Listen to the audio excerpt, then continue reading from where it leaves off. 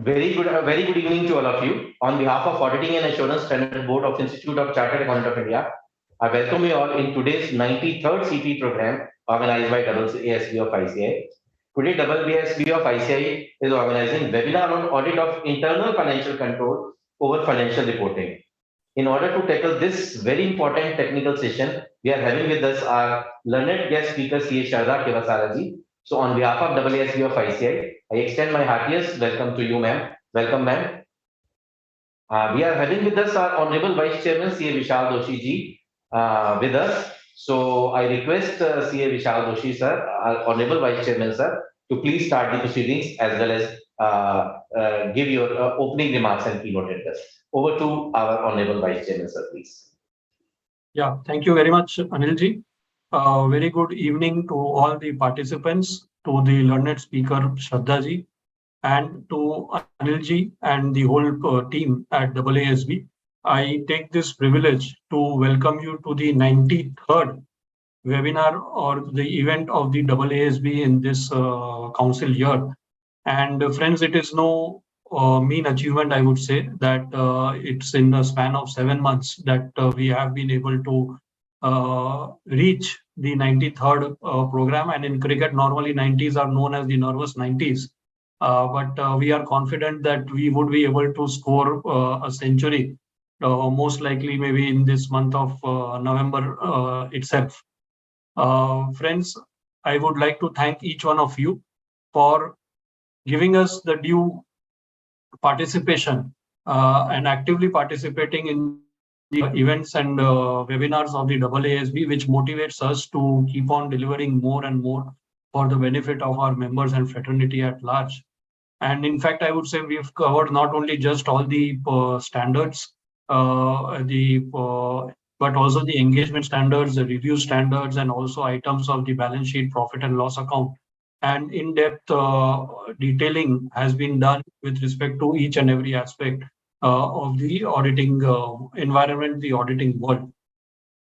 Today, we are going to discuss a very, very important subject. That is what is in short known as, somebody says ICFR, somebody says ECOFR, but that is internal control over financial reporting, which as statutory auditors is extremely important for us as a certification for the internal financial controls, and that also which is for the purpose of financial reporting. We all know the importance of this with respect to the independent directors, the management, the board, and the regulators also, the importance that they give on this ICFR.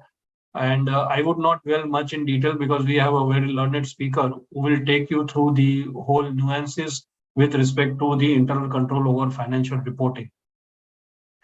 Just to share the experience that of the speaker, she's a chartered accountant and a company secretary with over 12 years of rich experience in manufacturing, automotive, engineering, renewable energy, and IT/ITES sectors are clients, and has managed audits of large listed companies, part of Sensex and Nifty, and is also an expert in the Ind AS implementation as well as convergence. So with these words, once again, friends, I thank you and I welcome all of you to this webinar. And my special thanks to the speaker, Shraddha ji, for accepting our invitation from the AASB and sharing her valuable knowledge on the topic with the participants. Thank you, and over to you, Shraddha ji. Thank you so much, sir. Thank you. I'll just share my screen.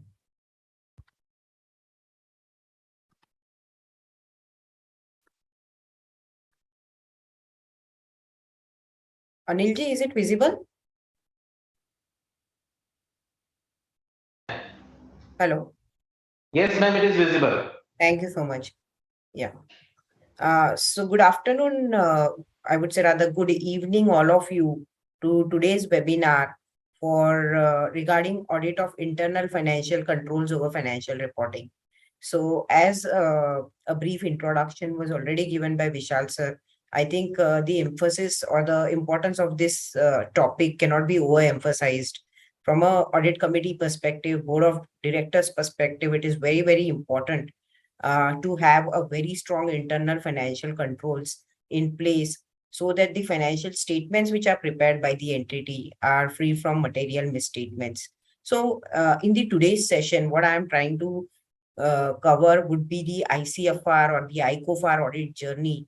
I will take you through the basics of what is internal controls all about. What are the requirements of the guidance note which is issued by ICOFR when an auditor is issuing an opinion on the ICOFR, and how to deal. We will have a detailed deliberation on evaluation of deficiencies. So from planning to the communication, all aspects we will cover in today's session, wherein we will start with the definitions about the basics of ICFR, and we will discuss about the implication on audit report as well as and when deficiencies are noted. So if we look at the ICFR audit journey, it would start with planning and scoping. So whenever an auditor is required to issue an opinion on ICFR, an auditor needs to plan the audit for it.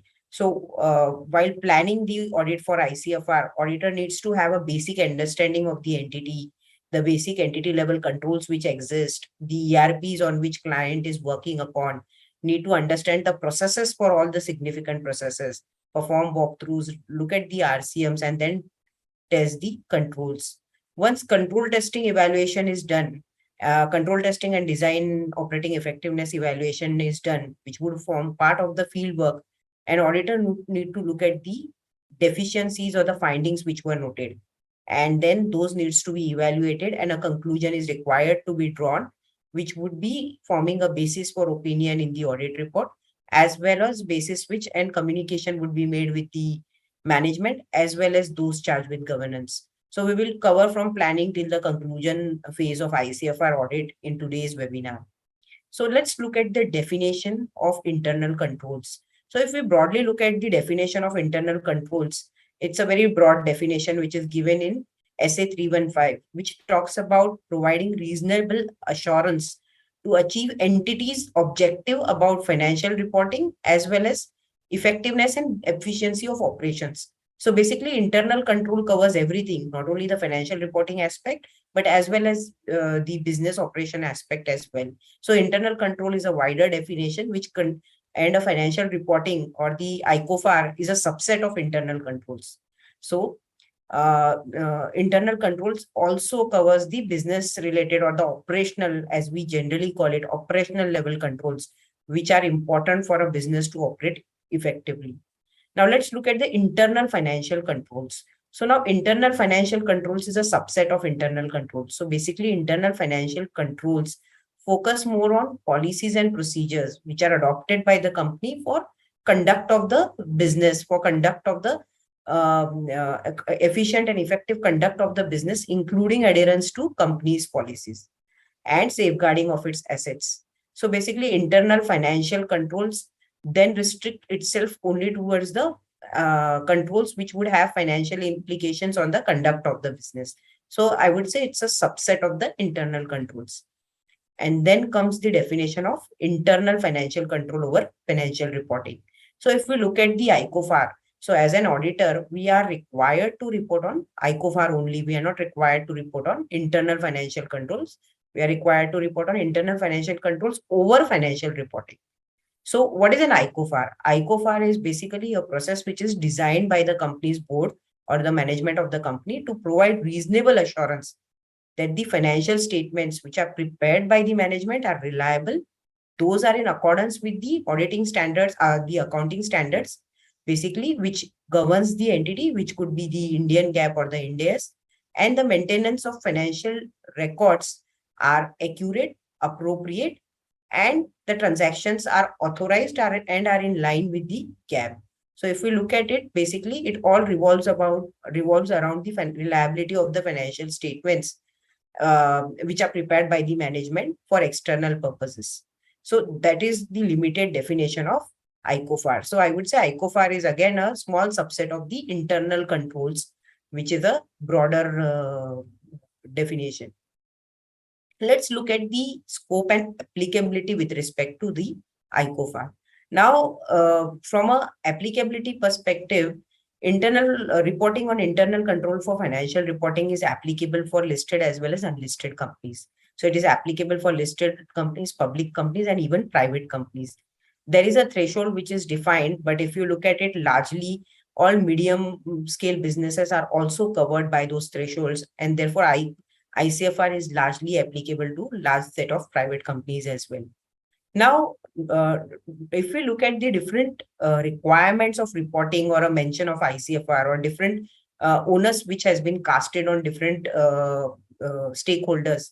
So from a director's responsibility perspective, so section 134(5)(e) requires the directors to state that they have laid down IFC which is adequate and operating effectively in the business scenario or in the company. So director's responsibility requires directors to mention about the IFC in the director's report.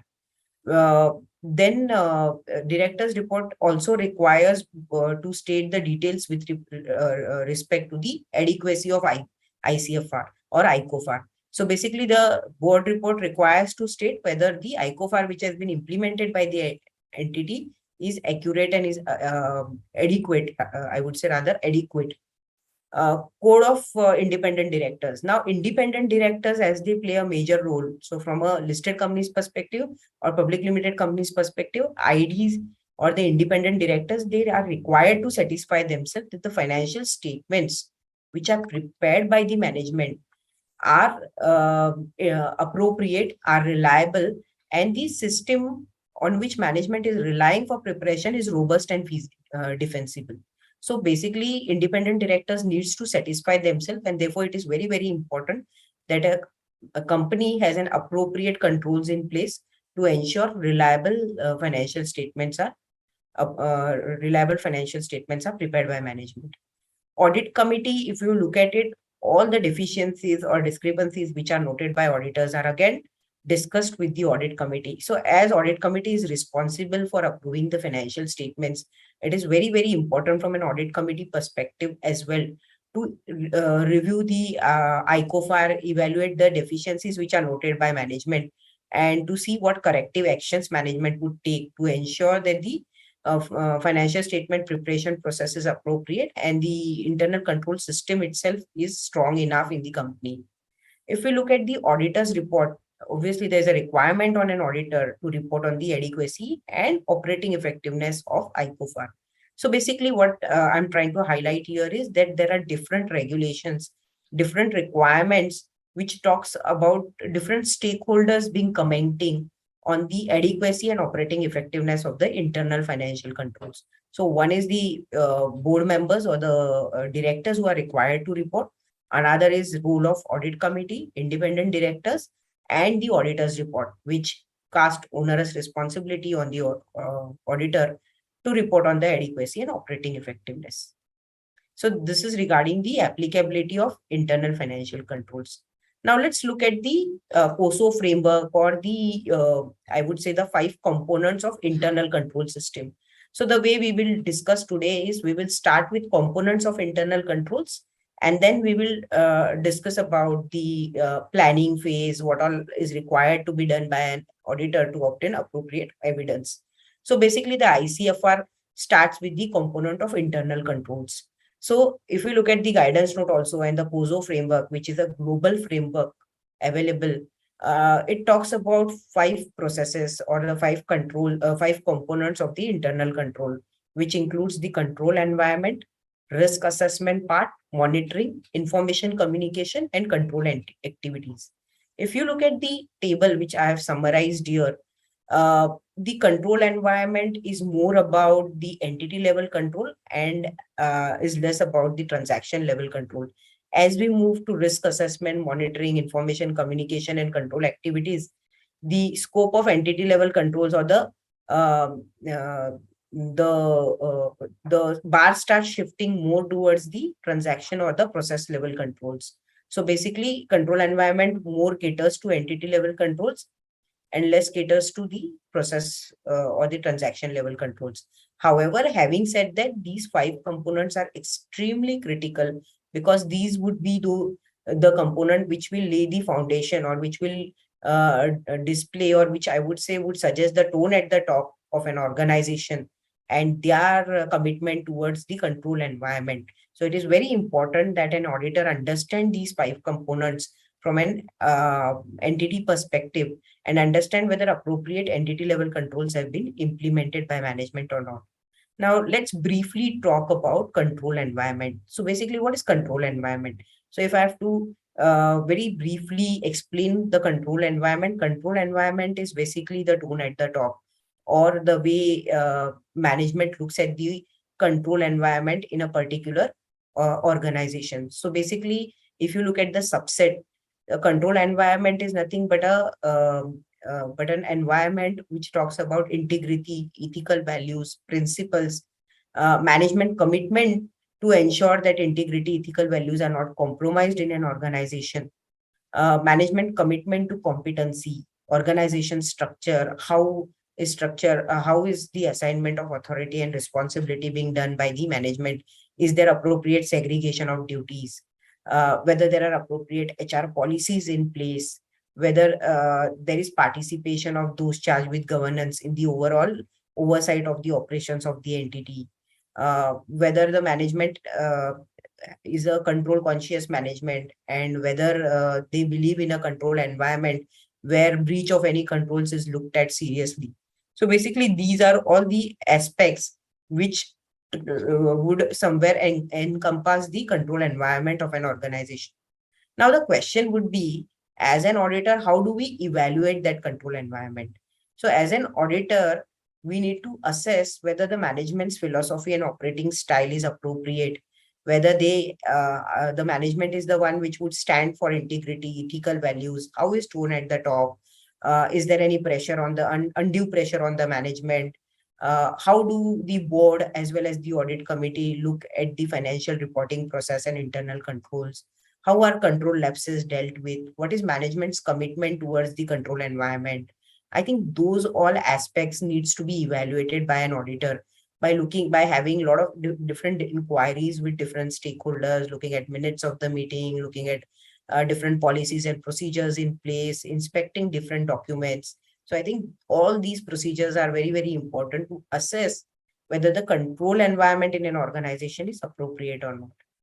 If we look at the next aspect of the framework, it is about risk assessment. So basically, it says that management should have a process to identify the risk.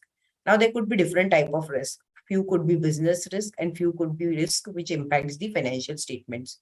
So I would put it this way, that not every risk would impact the would be an audit risk or would be impacting financial statements, but there would be few business risk as well. So management should have a process in place to identify all the risks, uh, estimate the significance of the risk, look at it, assess that what is the likelihood of those risks to occur, and what would be the future course of action to address those risks. So management should have a process in place. Now, if an entity has not established a risk assessment process or as an ad hoc process, so basically what happens is, in case of listed companies as well as public limited companies, it will be very easy to find a process in place, or to look at the very formal process of risk assessment, where there would be a risk committee which would be evaluated, which would meet at I would say a specific frequency and deliberate on these topics. When it comes to private companies, the policy or the procedure may not be very, very formal, but there would be still a process in place. We need to assess whether there is a process in place or not. We can do that by having an inquiry with the management, look at different documentation which would be available, look at the way they assess the risk, how do they assess, how frequently do they meet, how frequently do they assess this, how do they address the risk which are identified, what evidence do they have to or how have they documented that their risk assessment process. That is very, very critical. In case there is an absence of a risk assessment process, it may result a significant deficiency in the internal financial control, or it may be even a material weakness at a place in case there is no process at all. So it is very, very important to see, even if there is no formal process which is there, but whether there is a process in place and whether there is a appropriate documentation being maintained about that process being in place. That is about the risk assessment part of it. If we look at the monitoring of controls, so another aspect is regarding monitoring of controls. Now, what is monitoring of controls? So basically, the framework says management itself has implemented controls in an organization should have a framework to monitor those controls or should have a process to monitor those controls. Now, that monitoring could be through internal audits, frequent internal audits being taken place, could be through few internal department who do some, I would say, some test as per the frequency decided by the management. So management should basically, over a period of time, monitor those controls. Management is also required to test his ICFR and comment on it. So basically, to report in the director's report, management need to test its ICFR process as well. So that also can form part of the monitoring of controls. So management should have a process in place to test and to evaluate whether the controls which are implemented by the organization are operating effectively or not. If we look at the information and communication, so basically this is again important aspect that we need to understand the information system which is used by the entity when it comes to the information and communication. So there could be different systems on which an entity could rely, and those could be related to business processes, those could be related to financial reporting. So from our perspective, from an overall understanding perspective, we need to understand what all systems are in place, but our focus will be more on those which are relevant from a financial reporting perspective. We also need to look at it. How does management communicate with its employees, with internal people, with those charged with governance? How is the communication channel with external authorities like tax authority, other regulatory authorities? That should also be, that would also form part of information and communication.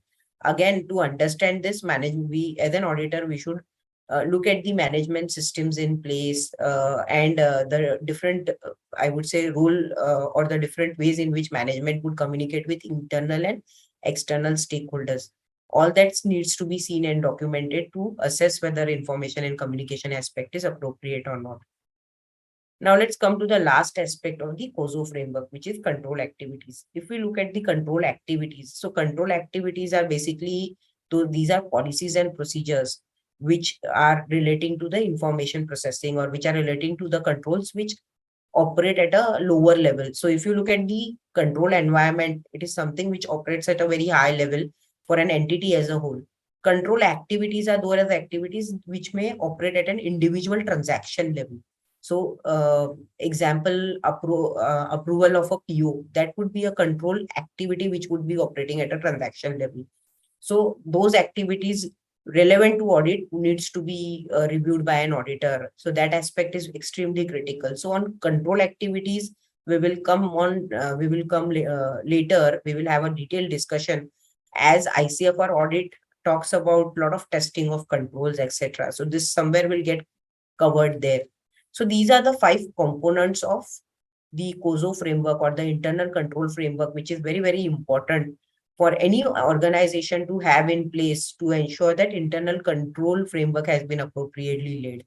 So as an auditor, we need to evaluate and look at this framework, see whether there is an appropriate documentation to that effect, and document what all evidences we have obtained, what all documents we have inspected, what all inquiries we have performed over the period of time while evaluating the each and every element of the COSO framework. Now let's look at the ICFR audit route map. So as we already discussed that we will in the today's webinar discuss about the planning till the communication and audit report, director's report. So all the phases of or all the stages of ICFR audit we will discuss. So basically it will start with planning phase where we identify the significant account balances. We look at the different processes which are there in the management. We understand those processes, perform our walkthroughs, and then we evaluate the design and operating effectiveness of the controls which are implemented by the management. So once we evaluate the design and operating effectiveness of the controls, then we evaluate whether there are any discrepancies or deficiencies which are noted. So once we evaluate the deficiencies, we in aggregate for all the deficiencies put together, assess the impact on the IFC opinion, and then basis that we communicate with the management as well as form an audit opinion on the IFC as well as the financial statements. So that in short is a life cycle of an ICFR audit. Now let's start with the planning of ICFR audit. So when an ICFR audit, when we start working on the ICFR of any entity, we should first understand the significant class of transactions. So what is significant class of transactions? Basically, these are those transactions that materially affects a significant account and its relevant assertions. So to give you a simple example, revenue and receivable process would be a significant class of transaction. Purchase to pay would be a significant class of transaction.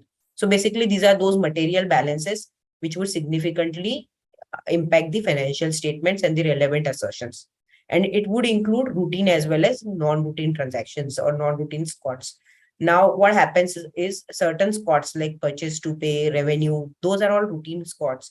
Now, say impairment of an assets, that would be an estimation squat which is specific to a particular entity, which would be a non-routine in nature. So when we are doing an integrated audit, what do we mean by integrated audit? We mean that when we are doing an audit where an opinion on ICFR is also required to be issued along with the opinion on the financial statements, we need to test the design and operating effectiveness of all the squats, be it routine squats, be it estimation squats, be it non-routine squats. So we need to understand them and then test the design and operating effectiveness. So the step number one is first identify what all significant class of transactions are there or how many squats are there in an entity. Then understand each element of critical part of squat. So basically from the for each particular squat, identify what are the major input, what are the output, what are the relevant transactions, what information systems are being used, what policies and procedures have been implemented by the management to ensure segregation of duties is there, safeguarding of assets is there for each individual squad. So first identify those squad and then start the understanding of the process of each squad and ensure that we have obtained a sufficient understanding to evaluate the process to evaluate the entire process. So once you identify these squads and obtain an understanding, then as an auditor, you are required to perform a walkthrough. Now, what is walkthrough? So let's take an example of revenue and receivable. So revenue and receivable is a very significant process in any entity. And when we identify that as a spot and we obtain an understanding, so we should obtain an understanding from the initiation. How is a customer created? What is the process in place for approval of customer? How is PO created? How are SOs created? Sorry, sales order created? How are prices updated in the system? How is invoicing being done? So basically, understanding the entire process from its initiation to the end would be a process understanding. When we do that process understanding, as a part of our process understanding, we are required to also do a walkthrough. Now, what is walkthrough? Basically, we are required to verify that each process, as is mentioned by the management, is actually operating in the similar manner. So suppose management says that each customer is required to be approved by, say, senior manager finance. When we would be performing a walkthrough, when we do that understanding, that would be more of a process narrative, which we would be going through along with the inquiries with different people.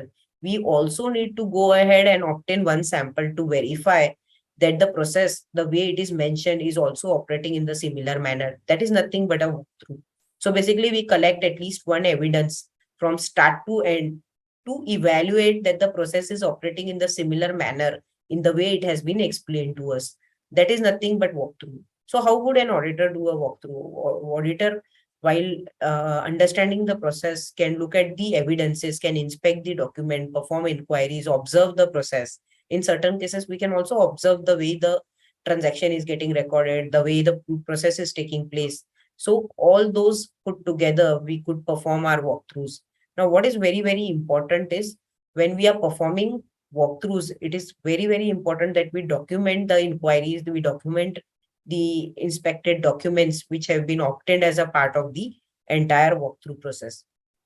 Once we verify that the process is operating in the similar manner in the way in which management has explained us from initiation till the recording of the transaction, then we verify different points which are identified within that process, at which a material misstatement could take place. So basically, we start looking at what could go wrong in that particular process. So it is very well-known word WCWG, which is what could go wrong in a particular process, which would result into a material misstatement in a particular control. So that is very important that we identify that, and then we see whether management has implemented any control to avoid that what could go wrong, or to address the risk of what could go wrong. So once we look at the what could go wrong, we also see the controls which are identified by management. We identify those controls and we then start understanding whether the controls have been appropriately implemented for the way in which it has been mentioned in the documents. So basically, once we perform the walkthrough, then we have a thorough understanding of the process in which it has been implemented. So the process is operating the way it has been explained to us. And then we move to the what could go wrongs and the RCMs, which is nothing but risk control metrics. Then we start looking at the risk control metrics, and we start looking at the controls. And then once we identify what could go wrongs, identify the controls that management has implemented, then we start performing our test of controls. So basically, walkthroughs for integrated audit, it's not only inquiry, but also observation and inspection of relevant documents. That is very, very important. And please keep in mind that all the walkthroughs which we perform should be documented in an appropriate manner, so that the documentation would show an evidence to say the auditor has performed a detailed walkthrough of a particular spot. Now let's look at evaluating design of controls. So once we have the RCMs in place and we have looked at the process, we have performed our walkthroughs, we have looked at the what could go wrongs, then we start looking at the design of controls. Now there are two parts which we need to evaluate. One is design of controls and another aspect is operating effectiveness of the control. So basically, what is design of controls? So the way the control has been implemented, whether it has been designed appropriately, it has been appropriate. So take an example, senior manager finance needs to approve a purchase order. So that is a design of control is senior manager finance needs to approve. Now, when we evaluate a design of control, we need to see whether appropriate authority has been assigned the responsibility of approval of control or not. Operating effectiveness is whether that person is operating the control in the way it has been expected to operate. So whether the senior manager finance is the appropriate guy or not to authorize it would be the design part, and whether senior manager finance has approved it or not would be the operating effectiveness part of a particular control. As an auditor, to report on ICFR, we need to evaluate the design as well as operating effectiveness of the controls. Both the aspect needs to be looked at. Now, when we evaluate design, we also look at different types of control: entity level controls, which we discussed very briefly, process level controls, and ITGC and other transaction level controls.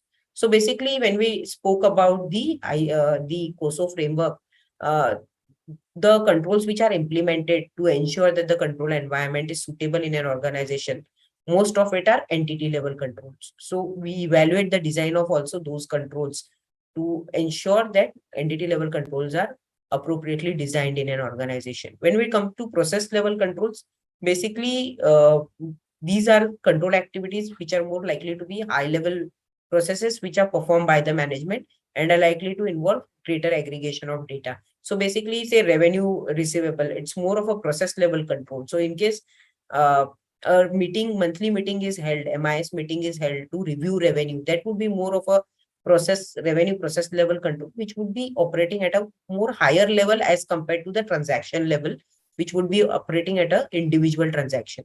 So process level controls are generally a bit higher than the normal transaction level controls. Then another important and very important critical aspect is IT general controls. Now, considering the wave of digitalization and a lot of entities have ERPs or companies have implemented ERPs for recording of transaction, IT general controls are very, very critical, and it becomes very important that we evaluate and test the design of those controls also, because client itself is relying on the IT systems for processing of transaction where there is large volume of data and ERPs are implemented. So it is very critical that these IT general controls are evaluated from a design perspective as well as operating effectiveness perspective.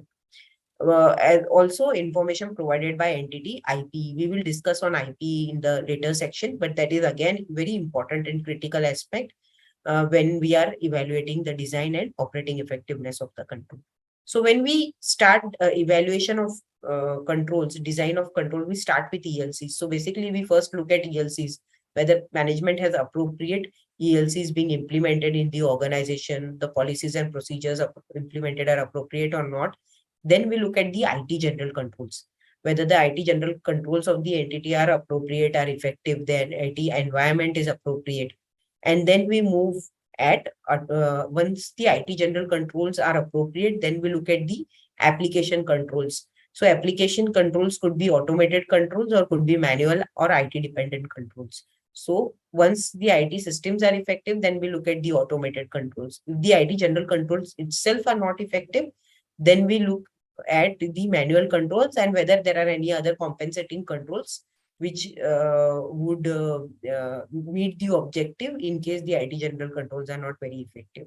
So this is how we proceed. So basically first look at ELCs, then IT general control, and then look at the process and application level controls. So when we are evaluating the ELCs or the entity level controls, the entity is supposed to use a top-down approach. So basically, there are two types of entity level controls: direct entity level controls and indirect entity level controls. So basically, policies and procedures which help organization to directly control the, I would say, ensure that the control environment is adequate and appropriate are direct ones. And indirect ones are, again, these are policies and procedures. These are not very direct policies and procedures which are there, but indirectly they somewhere help the control environment to operate in an effective and efficient manner. These are indirect entity level controls. So an auditor needs to first look at the entity level controls, see the direct and the indirect ELCs, and then test those ELCs to say whether these have been implemented appropriately or not. Now, ELCs, why it is very, very important. So ELCs are very important because these set the tone. This shows the tone of the top of the organization and management commitment towards the control environment. So that is very, very critical. Second thing is, once your ELCs are effective, only then the control, if the control environment itself is effective, only then the control activities and the transaction level controls could be effective. And therefore, it is important that entity level controls are first tested. And then we can reduce the extent of reliance on transaction level controls also. So basically, without effective ELCs, it would be hardly possible to have effective control activities which are there in the organization. So therefore, it is very important that we start with the ELCs and test those ELCs. So ELCs, I have just few examples on this slide where what would be the ELC controls include the controls which are related to control environment, management override, risk assessment process, centralized processing, controls over period and financial reporting, controls over unusual transactions, policies that address significant business control and risk management practices. All these are nothing but the ELCs. Take a simple example, code of conduct. That is nothing but an example of an ELC. So having a code of conduct in place itself shows that management has a commitment towards ethical practices. So that is nothing but an ELC. Having a risk management committee in place demonstrates that management assesses the risk at a particular frequency and take appropriate corrective actions. So these are nothing but all examples of ELCs which would be operating in an entity. Let's look at the IT general controls. So as I mentioned that considering there's a lot of digitalization which has taken place in the entities in last few years, IT general controls becomes very important because IT general control protect the data integrity and ensure that the data which is used for the processing of financial information is not tampered. And therefore ITGCs are very, very important. So whenever an audit ICFR audit is being planned, after evaluating the entity level controls, it is important that the IT general controls are evaluated from a design as well as operating effectiveness perspective. At times, IT general control evaluation may require a particular type of skill set for particular people needs to get involved into it. Therefore, I would suggest it's very important that look at the application which is being used by the management for processing of transactions, and then assess if you need an help of an expert. You could have an internal expert within your firm, or you may need to have an external expert also at times in case systems are really complex. But evaluate it, because it is very critical, as in today's world largely in the wherever there are volume of information is very high, management itself rely on the IT systems to ensure that the data which is processed is appropriate and reliable. Therefore, very critical that we plan the IT general control testing effectively. Also, another important aspect is if IT general controls are effective, then it also helps us to reduce the testing and reliance on manual transaction level controls. In a environment which is highly automated, you will find that the manual controls would be very, I would say very less, or very few manual controls would be operating. So in case IT general controls are there and are turned out to be effective, then automatically the manual control reliance reduces, and the procedures which are required to perform on manual controls also goes down. So therefore, it is important that we plan the scoping of IT general controls appropriately. Now let's look at the approach to evaluate the design of controls. So basically, first we need to identify who is the owner of the control, what is the description of the process flow, and then evaluate whether the control is appropriately designed to meet the desired objective. So for any control, whenever a control is implemented, there will be a what could go wrong, for which that to address that what could go wrong, the control would be implemented. So we need to see that the design of the control is in a manner that what could go wrong should be mitigated. Document the control deficiencies, if any. So whenever you evaluate the design of controls, in case there is an issue with the design of control, document the control deficiency, and then evaluate the control deficiency, and then prepare the remediation plan. Now, control deficiency, we will come in the later part of it, how to classify it and how to prepare a remediation part. But the most important thing which would be a takeaway here would be, make sure that for every control, the way it has been designed, it will help the management to mitigate the risk for which the control has been implemented. It will help management to mitigate the what could go wrong for which it has been implemented. So that is very, very critical aspect. If we look at the test and conclude on the design effectiveness, so first, basically for any control, document the assessment and evidence of design effectiveness of control. So whenever you are assessing this, take the control, look at the design of the control, assess whether the design of the control is effective or not, and then conclude on the design, whether it is effective or whether it is ineffective. If it is effective, document the conclusion and the basis. If it is ineffective, then evaluate the deficiencies. Now, once we evaluate that the design of the control is appropriate, we need to look at the operating effectiveness of the control. Now, what is operating effectiveness? Basically, the way the control has been designed, in the similar manner, the control has been operating throughout the year. That is what is the evaluation of operating effectiveness. So in design, we just look at the way the control has been designed or the control has been put in place. Here we need to test the number of occurrences when the control would have occurred, to say on a sample basis, to evaluate whether it has been operated the way in which it was supposed to operate or not in each particular transaction. So basically, how do we do that? So there are 4 methods in which test of controls is usually performed. So often it is performed using the combination of these 4 techniques. So the first technique is inquiry. So basically, inquiry is having a discussion with the regarding the control, the way it is operating, with the people who may be people having knowledge of finance or non-financial roles also within the company. It depends upon the control operator and the control reviewer and the type of control. So basically, inquiry with those people is one of the method of testing the control. But please keep in mind, alone inquiry and evaluating responses to inquiry would not give you sufficient and appropriate evidence to conclude that the control is operating effectively. So basically, inquiry itself is not sufficient. It has to be in combination with observation, inspection, or reperformance. There would be hardly any control which could be concluded by an auditor only on the basis of inquiry. So it is one of the methods, but which it should be used in combination with other methods. What would be the another method is observation method. So take an example of physical verification of inventory. So if a management has a control of physical verification of inventory at a particular frequency, auditor can verify that control by observing the physical verification process itself.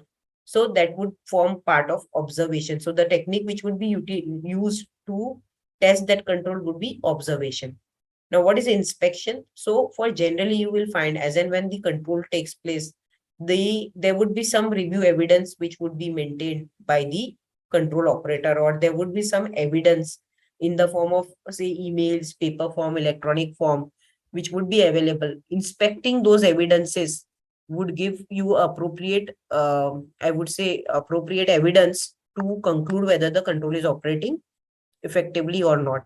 Generally, you will find inspection is the most commonly used method for testing of controls, and generally it would be used along with the combination of inquiry or observation of control. And therefore, inspection is very, very critical, where we inspect the documents, inspect the sign-offs, inspect the review evidence. So inspection is another important technique of testing the controls. And the last technique, which is again, this is again widely used at times, is reperformance. So basically, what does this technique means? So basically, the auditor reperforms the activity which the control reviewer would have done. So a control reviewer would have done few activities while performing his review of the control. So when an auditor reperforms those activities in the way the control reviewer would have performed, then it is reperformance of the control. So testing of the control by reperforming the control itself. So this is also at times used and would give a lot of evidence. So reperformance will give you the maximum evidence, but not every time reperformance is possible and would be advisable. So generally, you will find that the audit teams largely use inspection along with inquiry and observation. And for few controls, reperformance is also used. Let's look at the sampling guidance. So there could be two type of controls which we discussed: automated controls or manual and IT dependent controls. When we look at the automated controls, we need the requirement is to identify all the scenarios where testing of automated control should be performed. So let's take a simple example of purchase order authorization. So in most of the ERP systems, you will find that purchase orders are authorized as per the limits which are defined in the ERP, or as per the release strategy which is defined in the ERP. Now, as per the system configuration, there would be some limits and there would be some authorities who would be authorized to approve that purchase order. But there would be different scenarios also. So say, for example, whenever there is a material purchase, the limit would be different and the authorization metrics would be different. Whenever there is a service PO, the limit and authorization may change. So what is the requirement? Requirement is, whenever there are system controls in place, identify each scenario and then test at least one application of each scenario. So in the given example, if there is a material, say there's a material and service PO, test one sample of material PO, test one sample of service PO to say that the control is operating effectively, because it's an automated or application control. Now within material, if there is a different processes for, say, bulk procurement, for capital procurement, for revenue procurement, and if the process is different, then you need to test each of these scenarios as well to obtain comfort that the control is implemented appropriately for each scenario. So one sample for automated control, but the most important aspect is identify all the possible scenarios and test one sample for all those possible cases to obtain comfort that the control is operating effectively. Now let's look at the manual and IT dependent control.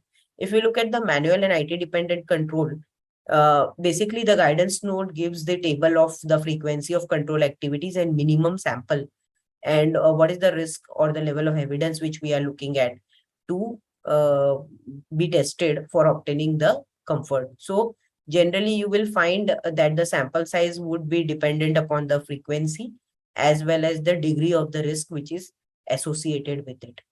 So in case it's a manual control, say, which is recurring on a daily basis multiple times, say invoice approval, then the sample sizes would be 25, 40, depending upon the risk factor which would be there. So the sampling guidance, which is given in the guidance note on the ICFR, should be used while testing manual and IT dependent controls. For automated controls, one application of each automated control for each scenario is required to be tested. Now let's look at the example of evaluation of design and operating effectiveness of a control. So take an example. The control objective is to verify that fixed assets are appropriately and accurately recorded. What is the control in place? Senior accountant generates the FAR on a monthly basis from ERP and reconciles the asset figure with the GL. Senior finance manager reviews the reconciliation done. So basically, senior accountant generates the FAR report and reconciles the asset figure. That is nothing but an activity. What is control in this? Control is senior finance manager reviews the reconciliation which is done. Okay. Now, if we look at the way how we would evaluate the design and operating effectiveness of the control. So basically, if we look at it, this is a manual control. This is ideally an IT dependent manual control because the FAR is generated from the system. Frequency would be monthly because the control is operating at a monthly basis. Now, basically, what is the individual looking for to determine if there is an error and what kind of error have been identified? So whenever the person would extract the FAR, he would reconcile the FAR. So he would look at the non-reconciling items or I would say he would look at the reconciling items to see whether there is any issue and whether that reconciliation prepared is appropriate or not. So that is what an individual reviewer who is reviewing the control should look at.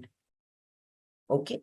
Now, when you are evaluating the design of the control, you would first understand whether the person who is asked to do the activity is competent or not, whether he understands the FAR or not, whether the control has been implemented appropriately or not. When you are evaluating the operating effectiveness of the control, what would you do? You would go back and check with the control reviewer and see the evidences whether he has reviewed the reconciliation and what was the follow-up action done on the reconciling items. So while reviewing that, when you evaluate that there is no reconciliation which is done or there is no documentary evidence of review of the reconciliation statements, you will not, and you don't have any reason to believe basis your discussions and basis your inspection that the reconciliation had taken place. In that particular scenario, the operating effectiveness of that control would particularly fail. So if you look at the third aspect of it, procedures performed to evaluate the design and determine the implementation of the control. So basically, basis the inquiry, we understand that monthly reconciliation is done and the reconciliation is prepared by so and so person, but there's no review mechanism or there's no review of this reconciliation which is being done. So if you look at the control objective, the control objective was FAR is appropriately, the FAR is appropriate. If you look at the way the control was designed, the senior accountant or the senior manager was supposed to review the reconciliation. Basis our inquiry, basis our inspection, we understand that there is no review of reconciliation which is being done. Okay. Then basically what we are trying to state here is the control has failed. The design and the implementation of control is ineffectively. Basically, the control was appropriately designed, but it was never implemented the way it was supposed to be implemented. And therefore, the design and operating effectiveness of a sample control has failed. So in a similar manner, in any control, we need to evaluate to say that the design and operating effectiveness of that control is appropriate or not. Sometimes you will find that there may not be a documentary evidence, but there would be appropriate evidence to believe that the control has, the review has already taken place. So take an example, aging report of an AR has been reviewed.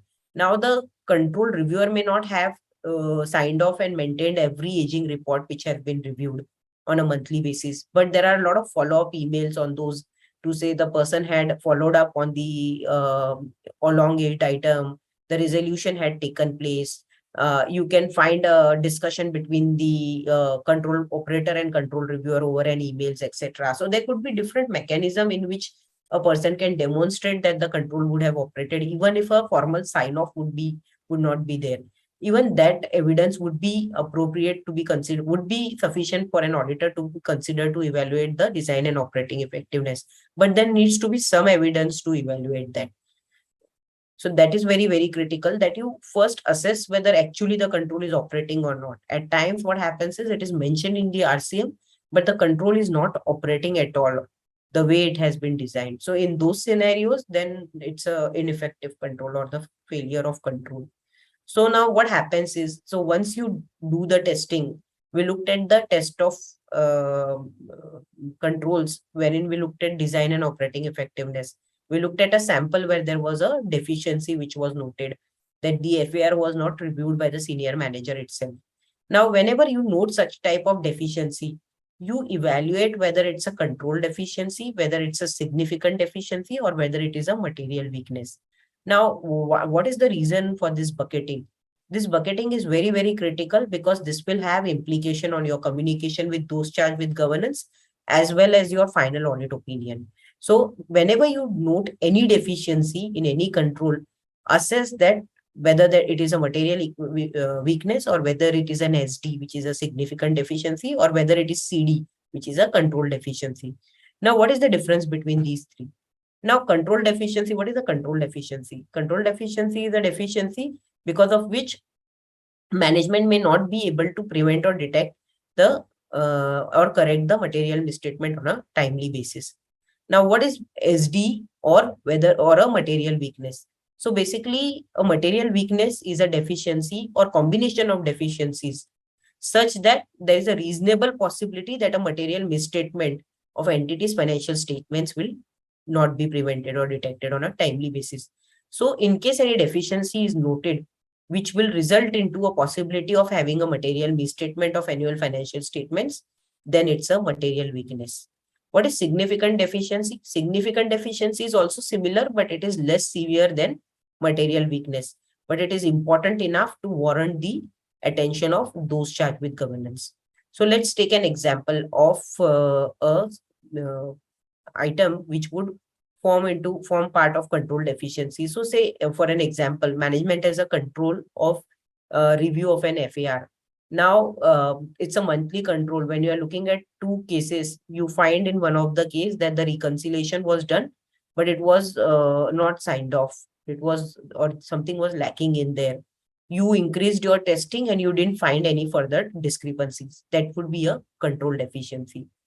However, in the illustrative example, as we saw, that there is no review itself of the reconciliation which is being done, and it is an item which may lead to a material misstatement in the financial statements. It could form part of material weakness. Now, generally considering, if the reconciliation may not be so significant, the balance may not be significant, the risk of material misstatement is not high, but this is something which warrants attention of those charged with governance, then it will form part of significant deficiency. So basically, it all depends upon the entity, the balances, and the risk of material misstatement in the annual financial statements, and the way control has been implemented. It is not only about one control, you also need to evaluate whether there are any compensating controls which will mitigate that risk. So sometimes it may happen that one or two controls may have failed, but the management would have compensating controls to ensure that there is no risk of material misstatement. If such scenario exists, then obviously that consideration also needs to be given when you evaluate whether it's a control deficiency or whether it's a significant deficiency or material weakness. The evaluation of severity of each control deficiency should be done to determine whether individually or in aggregate it results into a material weakness. Now let's look at the categorization of deficiencies. We already saw the control deficiency, significant deficiency, and material weaknesses. So basically, when there is a remote likelihood and inconsequential misstatement, it is a control deficiency.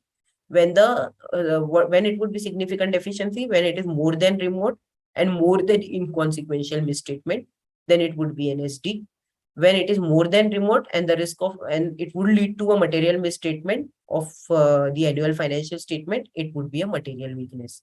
One more important aspect which should be kept in mind while evaluating this is not necessarily whether it has led to a material misstatement or not. What is important here is if that control would not operate, whether there could be a risk of material misstatement. So not necessarily that there is a misstatement in the financial statement, only then you have a material weakness. Even if the control would fail to prevent or detect that material weakness, if it would not have implemented, if it's not implemented in the way it should have been, even that would result into a material weakness scenario. Now, what could be the potential sources of deficiencies? So as an auditor, how would you come across the deficiencies? So when you would be doing your walkthroughs, you may note certain deficiencies in the processes. So when you would be understanding the entire process, you would find that there are certain loopholes within the process, because of which somewhat could go wrong, wrongs may not be mitigated. That is a source of deficiency, where you may believe that few control needs to be implemented in a particular manner. When you are doing an evaluation of ELCs, you may note some deficiencies. IT general control, again, there could be deficiencies noted. Another important aspect is whenever you are issuing opinion on ICFR and even on the financial statement, it is very important that we go through the internal audit reports. So whenever an internal audit is done, there would be certain observations that would again somewhere down the line point towards few deficiencies in the processes, because of which a particular error would have happened or a misstatement would have happened. And therefore, it is important that we evaluate those reports and assess the impact on the control environment, even if the impact may not be material. So at times what happens is, in internal audit reports, the amount of impact which has been mentioned, it may be very immaterial, but somewhere down the line it may trigger be a trigger point to say that there is some lack of control in a particular process. So those also should be evaluated and could be a potential source of deficiencies. When we perform as an auditor, when we perform our test of control, we may note some deficiencies as a part of our testing. Those would definitely form part of your deficiencies. As a management is also required in the board report to assert on the IFC ICOFR, adequacy of ICOFR. They may also note some deficiencies which have been documented as a part of their testing. Or many times entities outsource this activity to a third party who does the evaluation and testing of controls for management and issue the report. We should go through those reports also, because there also we could find certain deficiencies being mentioned, which could be nothing but a potential source of deficiency. Another aspect could be when you're performing your substantive procedures or the audit procedures, you may come across a lot of corrected or uncorrected errors which are noted as part of your audit. That is somewhere nothing but a source of deficiencies, which may show that the control environment is not so robust, or the control are not operating the way they should have been.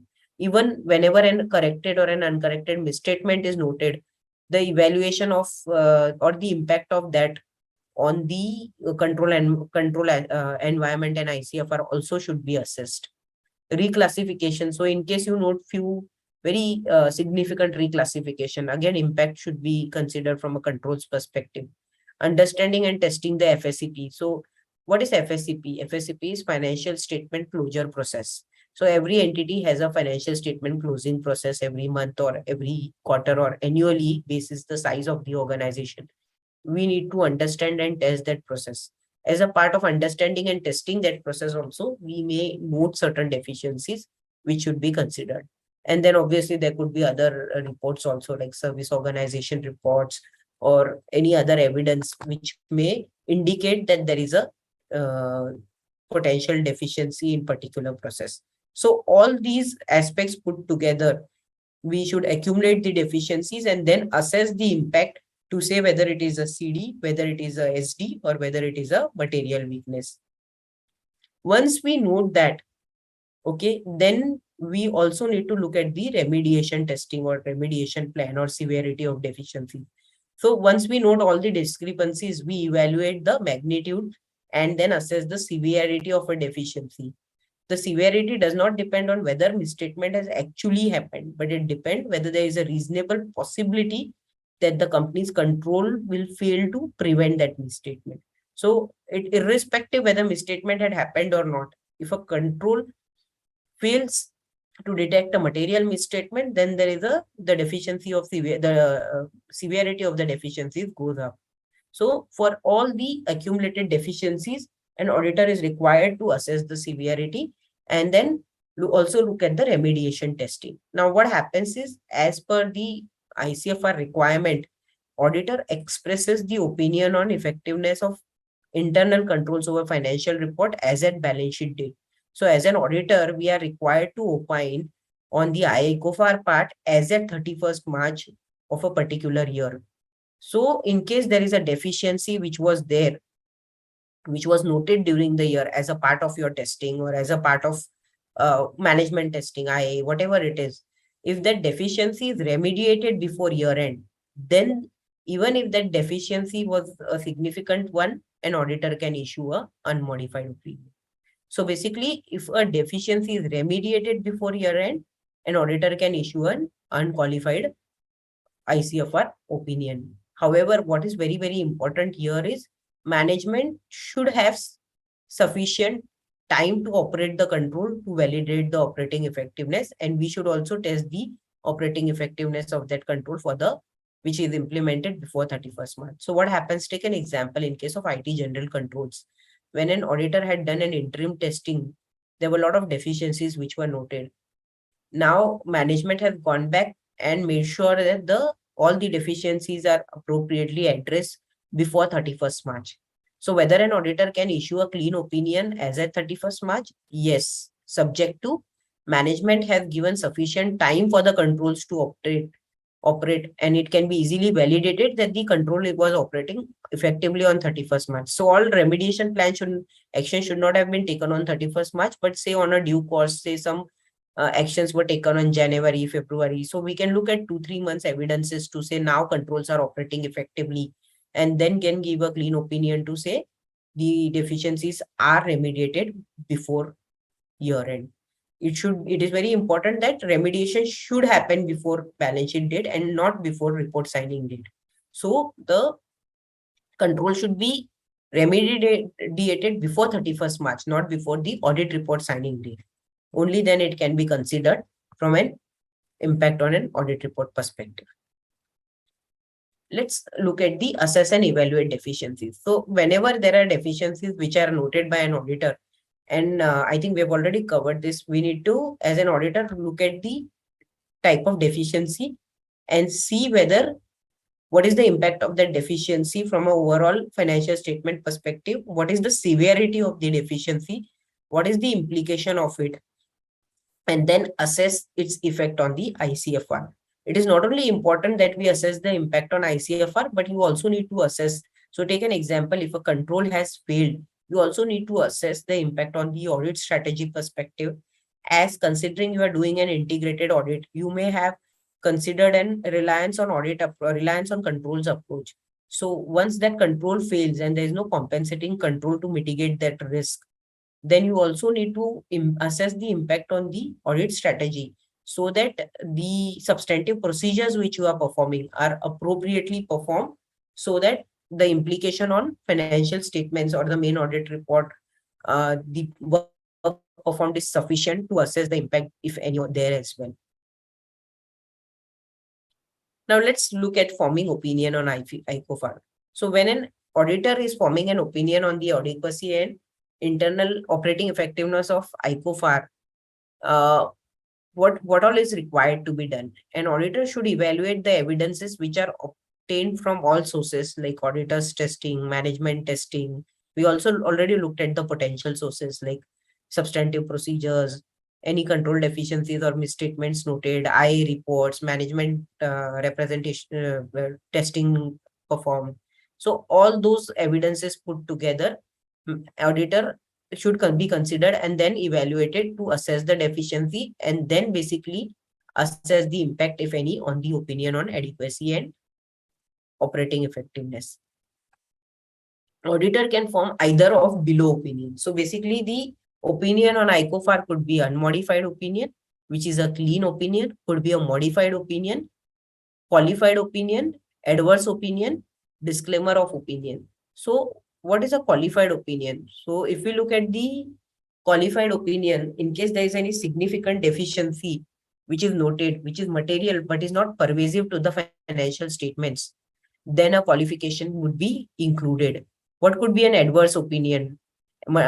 Existence of a lot of material weaknesses which are there would lead to adverse opinion. And what would be a disclaimer of opinion? Disclaimer of opinion is when an auditor is not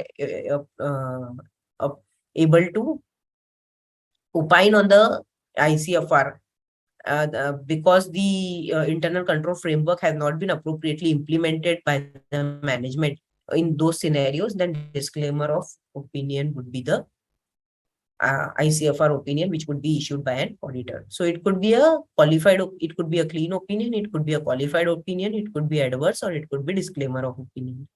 Now, an important aspect here is whenever there is an impact on an audit report on an ICFR, okay, what are the implications which an auditor is required to be done?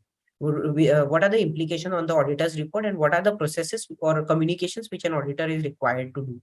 Now let's look at the deficiencies. We already saw that control deficiency, significant deficiency, and material weaknesses.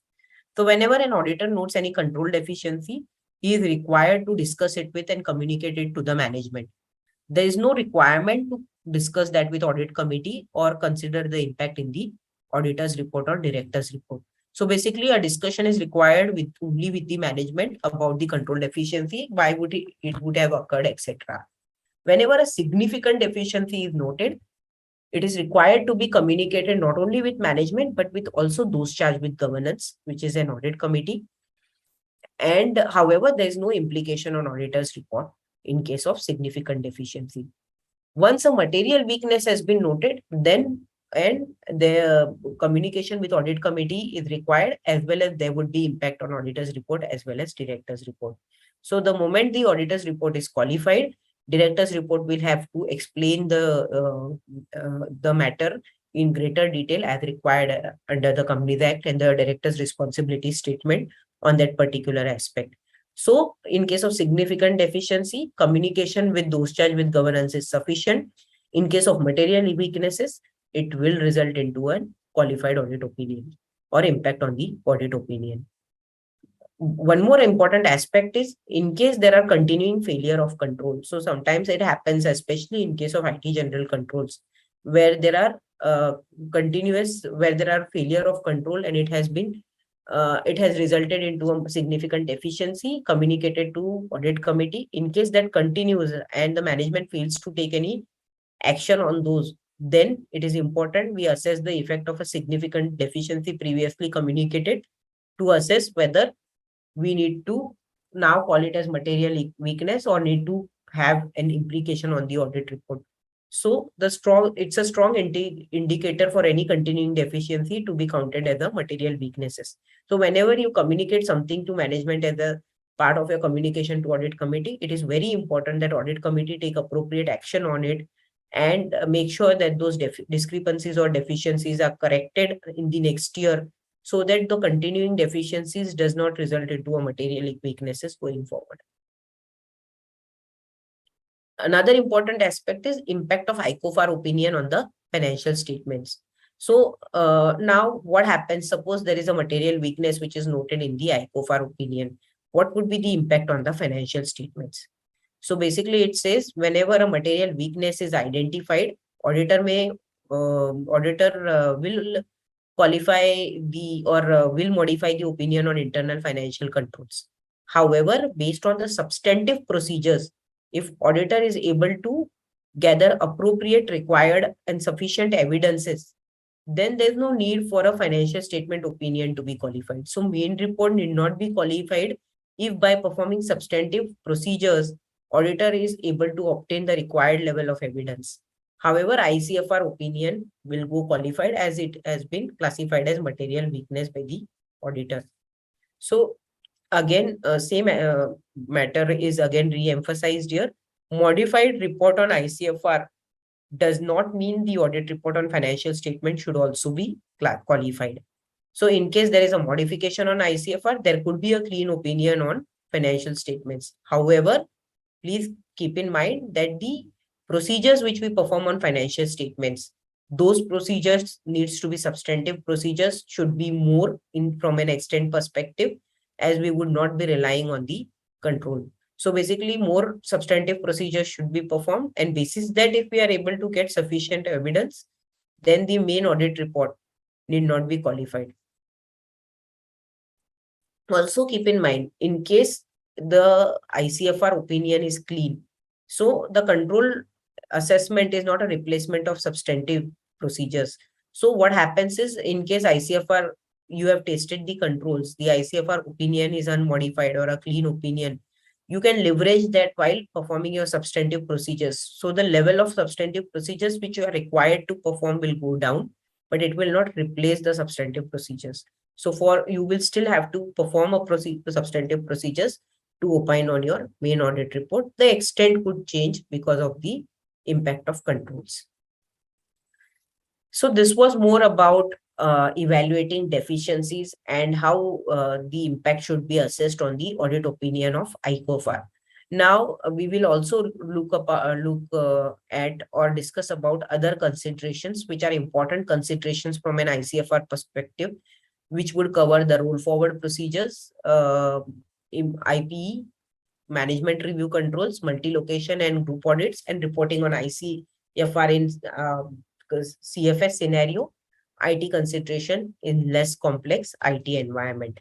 So if we look at the roll forward procedures, so what happens is in few clients, especially where the entities are large enough and you have, especially in the listed clients where you have those stringent timelines to report from a year-end perspective, from a SEBI perspective, as an auditor, auditor may perform the effectiveness of control testing as on the interim date rather than covering the full period at one go. So we may perform some interim testing for say 8 months, 9 months of an ICFR while performing our audit procedures.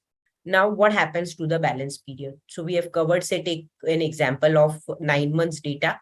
We have performed our ICFR testing. Now, at the year end, what happens, whether we need to perform further procedures on the balance period, as we have already completed an ICFR testing at an interim date, or whether we need to take certain additional evidences or it is not necessary.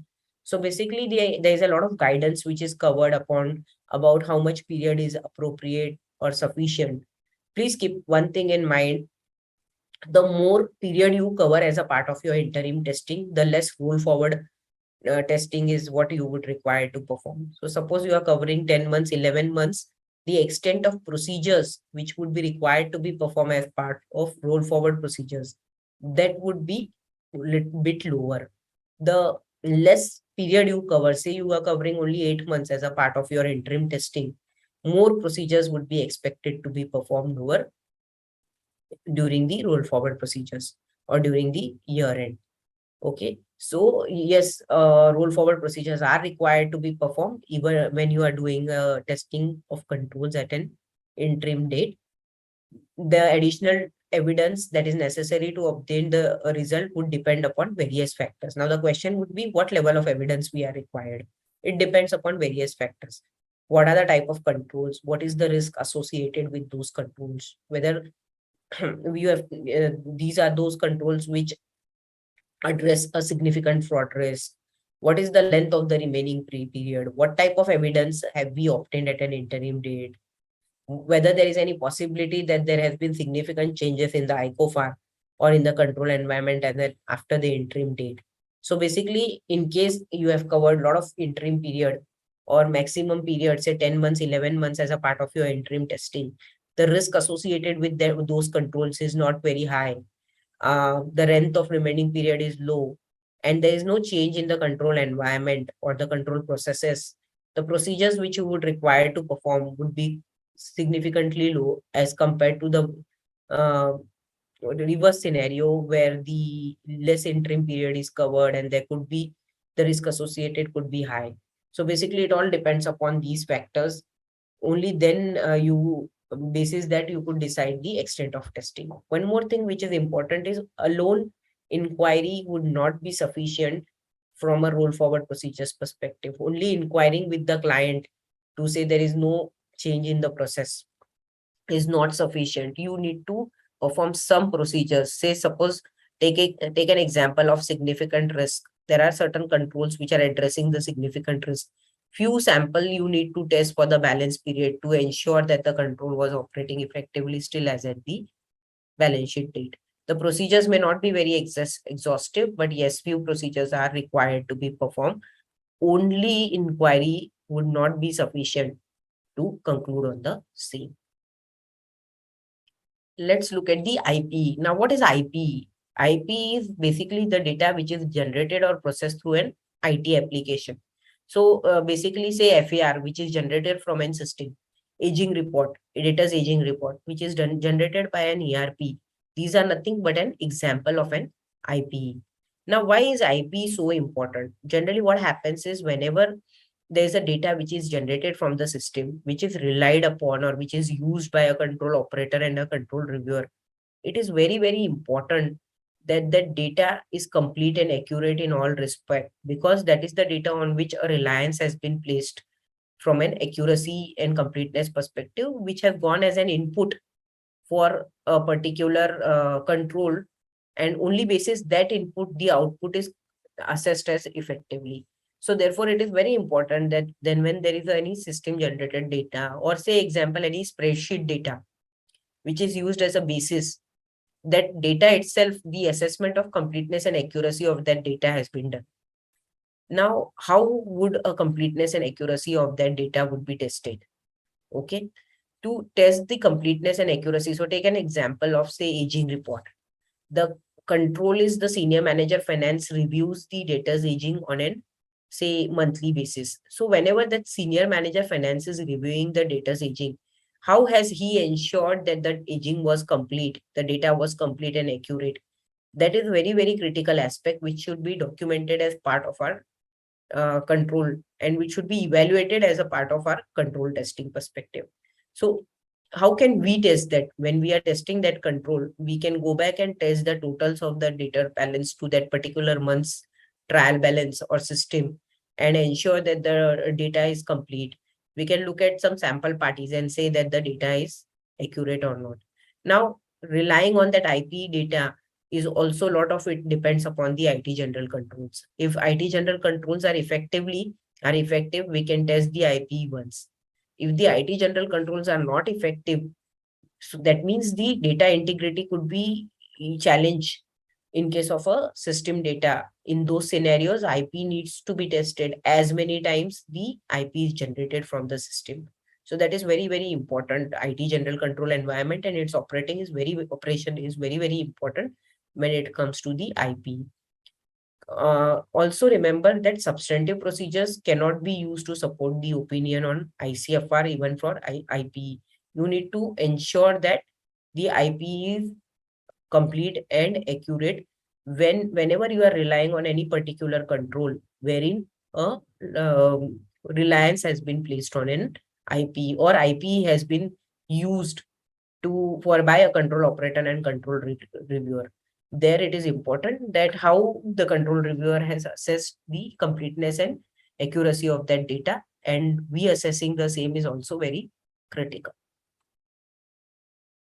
Another critical aspect is regarding management review control. Now, what are management review controls? Basically, in every organization, you will find that there would be MIS reviews which will take place. Senior management will review the operations of the entity, the financial data of the entity. Those are nothing but management review controls. So basically, these are high level controls, or these are, I would say, process level controls, which would be operating at a level which would be higher as compared to a transaction level control. But these would be very, very critical controls in any entity. So take an example, in case of a company, the director or the managing director reviewing the revenue of the company on a say quarterly basis. That control would be a very high level control, because the review precision, the way the review will take place would be at a different level. But that would be a very, very important control from an auditor perspective to look at, to review, to document, as it would be a management review control. So how do you identify a management review control in a process? So basically, management review controls are those controls where you will find that a reviewer will develop some expectation. He will review the information basis certain expectations which would be there, basis certain exception reports. He will compare the expectation and the actuals. He will look at the significant differences from expectation. Basically, there would be a lot of judgment which would be exercised to reach or to evaluate a conclusion impacting the entity's financial reporting. So those could be a management review control. Whenever you find any MIS reviews being taking place by a senior management, say impairment of assets, in case for any entity, impairment is a significant matter. So there are a lot of judgments which are involved, a lot of assumptions which are involved in the impairment calculation. All those being reviewed by the senior management would be nothing but an MRC or a management review control. Say review of operations of the company or review of the profitability of a company on a monthly basis is nothing but a management review control. Or all department had a meeting on a monthly basis to review the operations is nothing but an MRC. What is very important is the level of review precision which is being followed. The evidences, generally you will find, practically you will find challenges in getting evidences of these MRCs. So companies may have a processes where there would be MRC in place, where MDs would be reviewing, there would be a senior management who would be reviewing, but the level of evidences which are maintained may not be very high. You may want to look at different aspects, like whether the communication was over an email, whether there were follow-up questions, is there any document, is it hard, is the documents reviewed in hard copy. You can ask for some copies which are maintained by the management. You can have some meetings also with the reviewer to understand what all aspects does he review, what type of questions he asks, does he have anything to show you, any follow-up action which was taken after his review. So I think all these aspects would give you some indication that the management review controls are operating effectively in an organization. Because not in all private companies, largely you will find that MRCs are in MNCs you may still find, but especially in the Indian companies, that the MRCs are signed off and maintained. So you need to look at these meetings, these discussions also with the control reviewers to understand actually whether the management review controls are operating or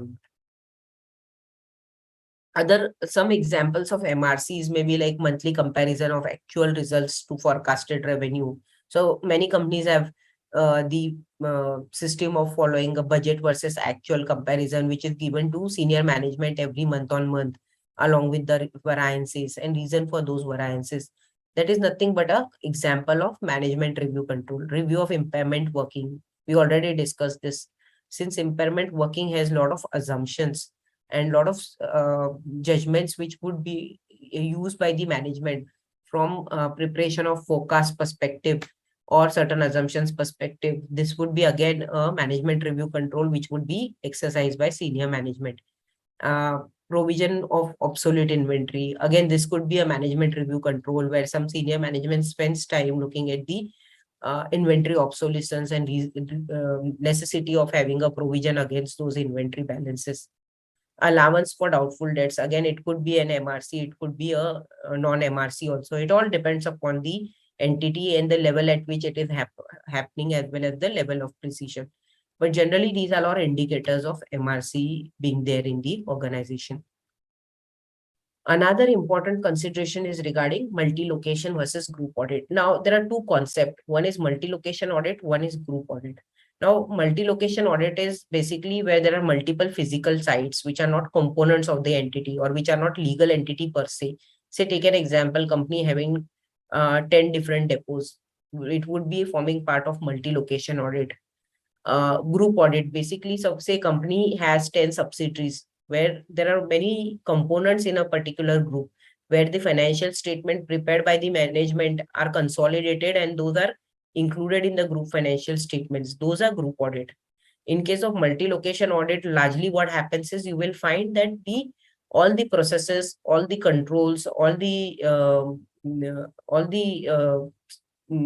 would say processes are operating homogeneously and in a similar manner, and similar people are reviewing the information, but there are multiple physical sites which are there.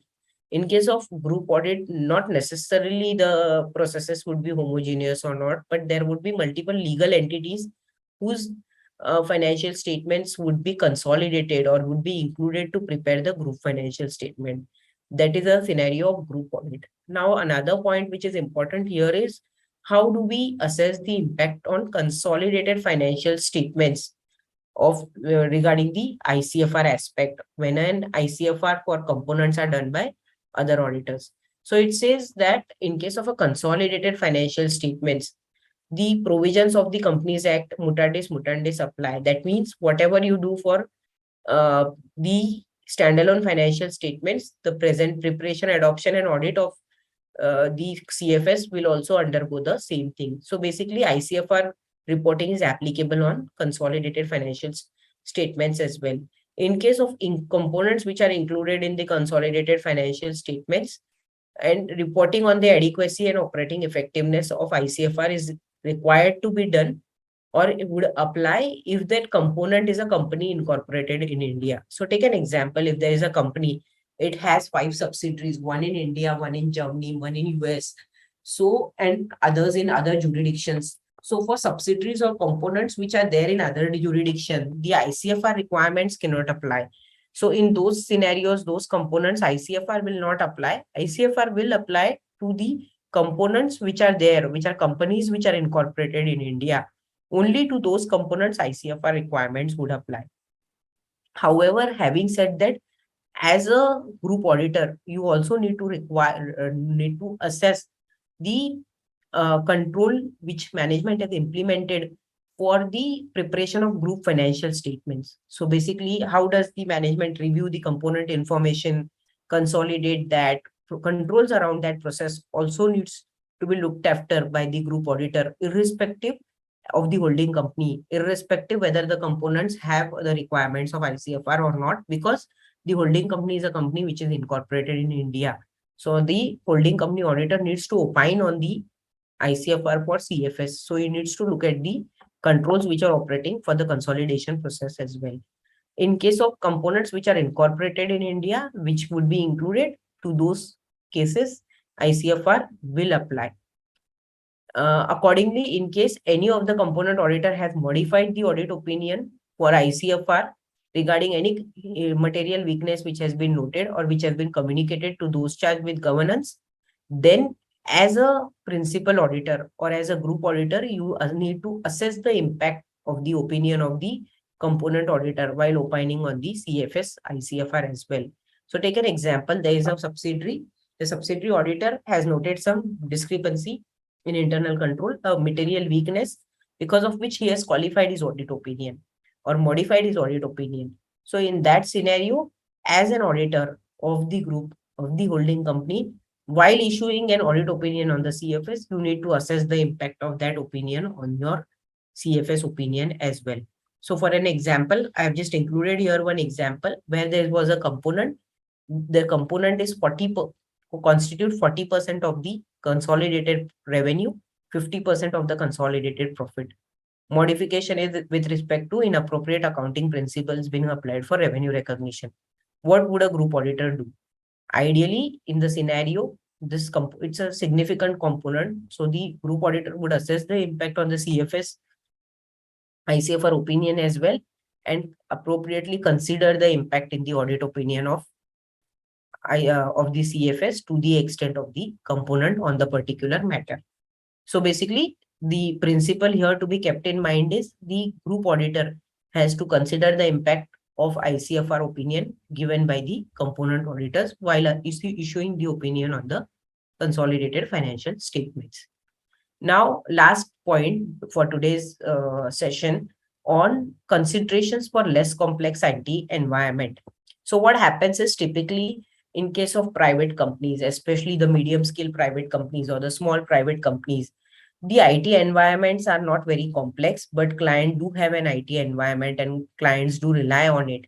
So what should be the audit approach? So though there is a separate guidance note on less complex and the small entities, but I thought it would be relevant that we look at the audit approach which should be considered and what should be the characteristics for which that audit approach should be basically applied. So if we look at the characteristics of less complex IT environment, generally these are those type of IT environments where the systems are centralized. There are very few users. The softwares are generally off-shelf packages. There are hardly any programming changes being done. There are no modification or no program changes which are done. So users basically are very, very limited. Management rely primarily on manual controls and the system controls are very few which are there. And the more reliance is towards the spreadsheet data or other user-based applications. So if that is the scenario in which your client falls, then it is a characteristics of less complex IT environment.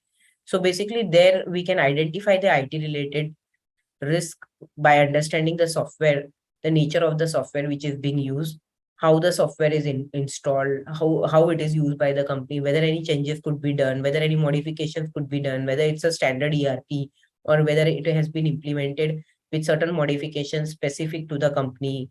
Identify the controls, identify the IT risk, identify what are the controls implemented to mitigate those IT risks, and then assess the impact uh, of that on the audit approach. So once you identify all these aspects, then you look at those particular controls which have been identified and evaluate how many of them would be tested, considering there would be a lot of reliance on manual controls over transaction processing, how critical those are from a data security and integrity perspective.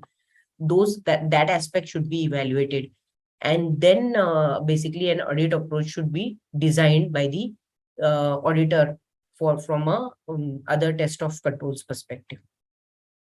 If we look at less complex IT environment in smaller entity, now what happens is some entities basically use off-the-shelf accounting packages and are very small business. So in those cases, basically, uh, it may not be very feasible for ITGC testing. For certain scenarios, the ITGC testing may not be effective also as well. So the auditor should what should be the auditor's focus? So auditor's focus should be basically to understand what is the type of the software, whether there could be any changes which could be done to that software, whether any changes have been done to that software or it's a bought out package and a similar package has been implemented without any changes. What is the status of manual controls, whether management rely only on system data or again management has a lot of manual controls being used or inbuilt into the system, and then assess the underlying data of in case of a lot of ITDMs are there. So in case of off-the-shelf packages, if the management uses the system data and for from a review perspective, how has management ensured that the IPs are complete, IPs are accurate, evaluate and test those aspects around it, and then assess the impact on the audit strategy. So basically the impact on the audit strategy would be largely then less reliance on the system related controls and more reliance on other compensating manual controls which would be there, and then accordingly designing the audit strategy for the from an uh, ICFR opinion perspective. So I think this brings us to the end of today's discussion around the audit of ICFR. I am thankful to ASB for giving me this opportunity to have a discussion with you today on this very important topic of audit of ICFR. And I hope you have found this to be useful and insightful. And for any questions, obviously after this, we will have a discussion around questions, but you can also reach out to me on my personal email ID and I have shared my contact details in case you have any further questions on the said topic. So Ma'am, thank you so much. Can you hear me, ma'am? Yes. Thank you so much, ma'am. You have justified with your presentation, and you have presented in a very lucid manner, in a very elaborative manner. And thank you so much, ma'am. I have received certain queries. If you allow, can Sure. I ask those questions? Sure. Members are joined with us. More than 1,500 members are live, madam. Okay. Great. Ma'am, one member is asking, what are the main pillars of a good ICOFR model? As per Okay. your, if you would like to throw on this slide, what are the main pillars of a good ICOFR Yeah. model? So basically, when you talk about the pillars of ICFR model, generally, if you look at the guidance note or the requirements of ICFR, it is very important that management has an internal control system inbuilt or in place. So as I gave you an example about the COSO framework, the 5 components. Now, generally, COSO framework is something which is very globally accepted framework, and therefore largely it is synonym to the internal control framework, but there could be different framework which entity could adopt. My suggestion would be a good pillar of internal control system would be the adoption of the framework where the control environment which has been implemented by the management is strong enough, which can demonstrate management's commitment towards the ethics as well as, I would say, the control consciousness or the operation of the management. The operating style of management is such that there is a lot of demonstration of control consciousness in their operating style. I think that is very, very important critical aspect of internal control. So I would say that the most important thing is entity level control should be very strong enough, which can demonstrate tone at the top, which should be all for control environment. And then another important aspect is if your clients are working on the complex ERPs and the volume of data is very high, the IT general control should be very robust enough in an organization. I think those should be very, very important. So first, the most important pillar is those COSO framework aspects and control environment, control activity, risk assessment, monitoring of controls, information and communication. Those five aspects are very critical. Having said that, other few critical aspects which you as an auditor should be conscious of is the management tone at the top, ELCs, and IT general controls. I think that is very, very critical. Yes, ma'am. Yes. Thank you, ma'am. Ma'am, how do we execute IFC audit of a trading company who has outsourced its end-to-end inventory management, billing activity, and deliver to end customer? The company fully rely on the reports and other information provided by the agency. Okay. So basically what happens in case of a trading concern, in case inventory is I understand is a very significant account. And in case it is completely outsourced, what you need to first see is how is management comfortable on the information which is shared by the outsourcing agency. So when management relies on that information, whether there are any controls in built by the management to assess whether the information provided to them is appropriate or not. Generally, you will find that considering inventory is nothing but an asset from a trading concern perspective, the company would be very conscious and would have some controls in place to assess whether the information given is appropriate or not. So those controls are something which you should rely upon. Another important aspect is whenever a process is outsourced, and especially when a critical process is outsourced, that outsourcing agency is called as a service organization, and we do obtain control reports from the service organization. So what happens is control service organization is these are called as SOC reports, SOC type reports, and the service organization are required to undergo an internal control audit. So there would be an auditor which and service organization would appoint, and that auditor will do an IFC audit of the service organization for that particular process, and they will issue an opinion which would be a SOC opinion, which would be a detailed one to say what are the controls which are implemented that particular organ by the outsourcing agency, and whether there were any deficiencies noted by the auditor. You can ask for that report, and that should be easily available. So that report also should be something which can be relied upon when you are issuing an opinion on such type of entities. Yes, ma'am. Ma'am, does the audit provide scope to evaluate the capacity of the person exercising the control, irrespective of the level of hierarchy of the person is in? So basically, yes. So if you look at it, whenever you evaluate the design of control, you need to look at the competency of a person. Now, competency is something which is very, very subjective. So yes, if you ask from an audit perspective, yes, audit does provide that scope because it talks about the competency, and you will find those mentions also there in the guidance note, etc. But then it is a very subjective topic. How do you evaluate that? So basically, you need to apply your judgment to assess whether a particular person is appropriate for, I would say, for the design and operating effectiveness or for reviewing a particular control. So that is very, Yes. very important. And you need to look at the experience of that person, his understanding of the business. I think it's not only about the experience, but the understanding of the business, your interaction with him to understand whether the person seems to be competent. That is also very important. How does management believe that the person is competent? So I think those aspects are there. To answer your question in a very briefly, yes, audit does include that scope.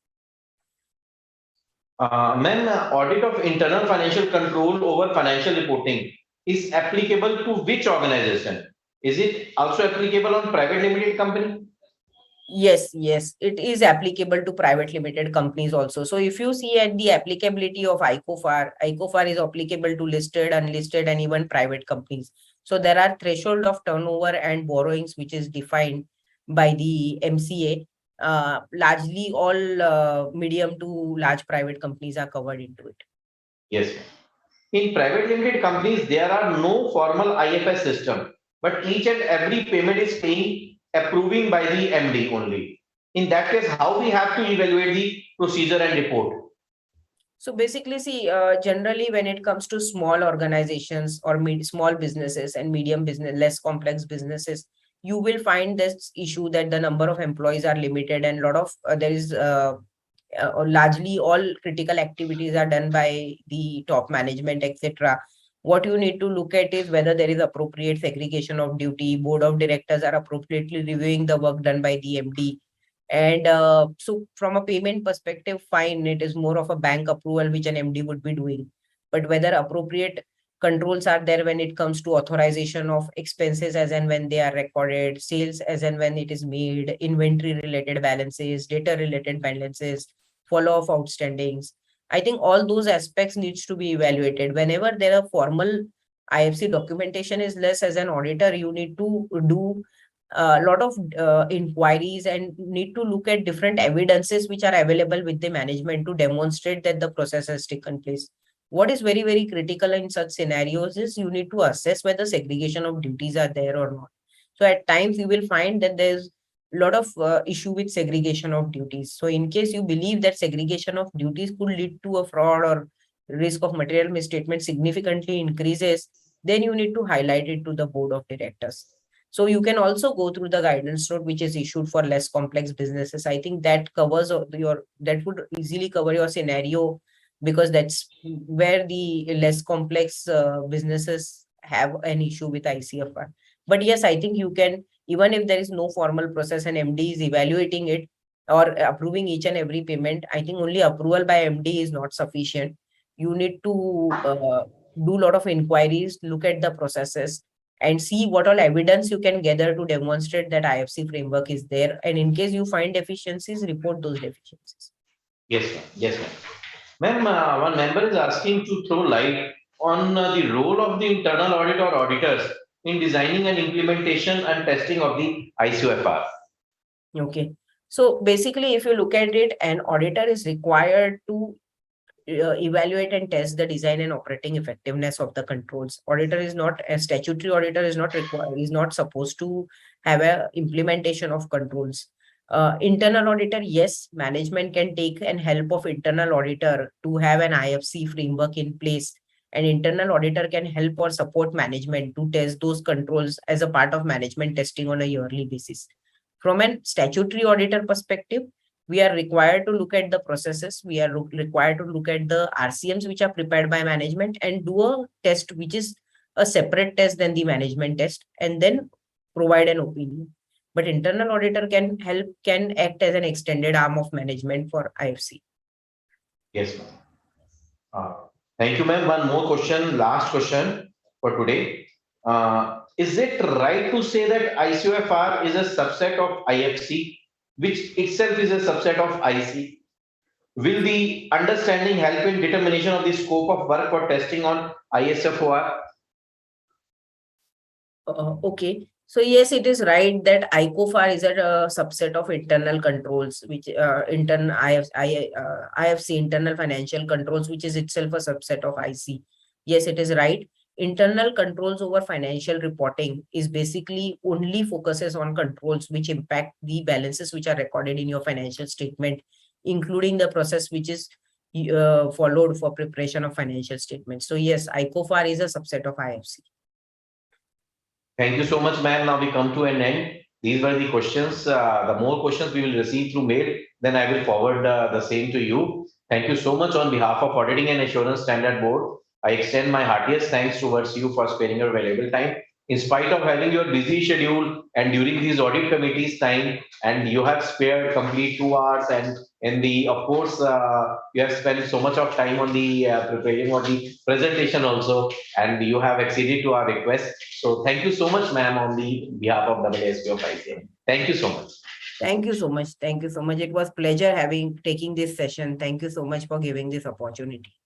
Thank you, ma'am. Thank you. Namaste. Thank you.